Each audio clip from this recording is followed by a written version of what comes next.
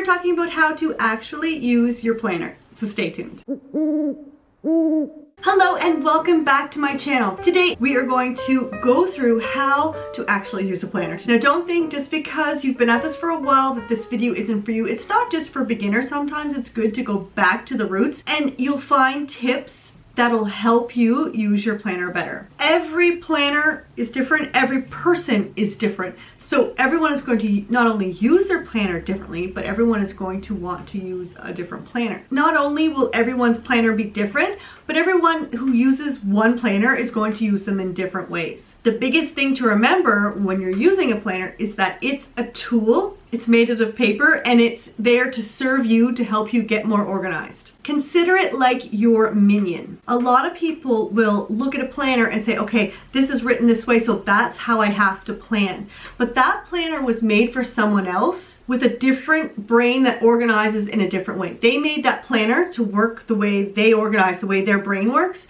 So it won't work 100% for you, but you can still use that planner and have it work well for you. But you just need to remember that it works for you and you don't have to adjust your organization and the way your brain works to fit a planner that's made out of paper that was made for someone else. If you think of a hammer or left-handed scissors, those are tools. But if you're right-handed and you happen to pick up a pair of left-handed scissors, you're not going to try and cut with the left-handed scissors. That being said, I know that most left-handed people will actually use the right-handed scissors because we don't have anything else. But that's not always a good thing because you're using the wrong tool or you're using a tool the wrong way for you. So don't try to fit your way of organizing and your specific life events into someone else's idea of organizing and their specific life events and how their life is. As you begin to use a planner, I want you to keep an eye on what's working and what's not working so you can tweak it. Use the bits that you really enjoy, that's really keeping you organized, and maybe not bother using the things that really aren't working for you. You don't have to use all the pages. You don't have to even use all the boxes on your favorite page. Fill it with a sticker. Just use the elements of your planner that work well for you. Make sure that you are reviewing on a regular basis. Maybe every month you take time to just look back and see what's working and what's not. It'll really help you plan effectively. If you don't know how your brain works, think about the types of things that you write down on the backs of envelopes or on a post-it. Do you write down lists, or is it sort of a mind map, or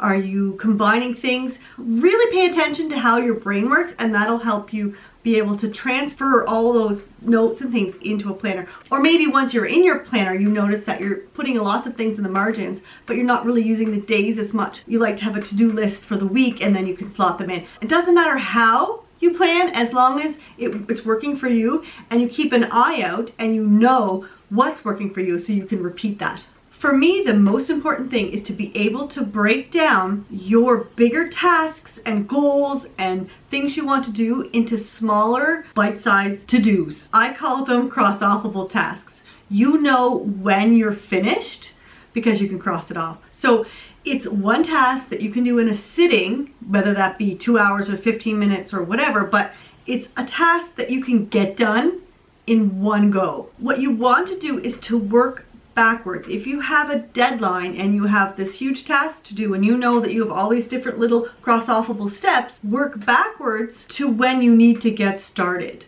or how many of those cross-offable steps you need to get done in a day. And then you can go and plan those into your planner on the days that you've decided you're going to do those tasks. Maybe you don't have a deadline and you're just working towards a goal or something. Give yourself an guesstimated deadline, and then you can work backwards from that. You also have to consider your schedule. If you have appointments or times you need to be somewhere, you need to work in those things into your life. Tasks, to-dos, other lists, all those things need to go into your planner. An important thing to remember is to schedule in time to plan. When you're new at this, it'll take a bit of time, but once you're used to it, it should take only 20 minutes. If I don't schedule that time in every week, then my week ends up being like, it's just crazy. It doesn't flow, it doesn't run as smoothly as it would if I had sat down and taken 20 minutes to plan it out. If you can remember that not all planners are equal and that you can adjust your planner to work the way your brain works, then you're all set. Review your planner on a regular basis, see what's working for you and what isn't working, and adjust from there. As you're planning your month, day, week, goals, everything, break down those tasks so that they are cross-offable, and then plan those cross-offable tasks into your days. If you did like this video, please give it a big thumbs up. Let me know in the comments below whether you're new to planning, or if you've been at it for a while, how long you've been using a planner. You can click here on my little face to subscribe. Here are 2 more videos that I think you will like. Have a fantastic day and happy planning.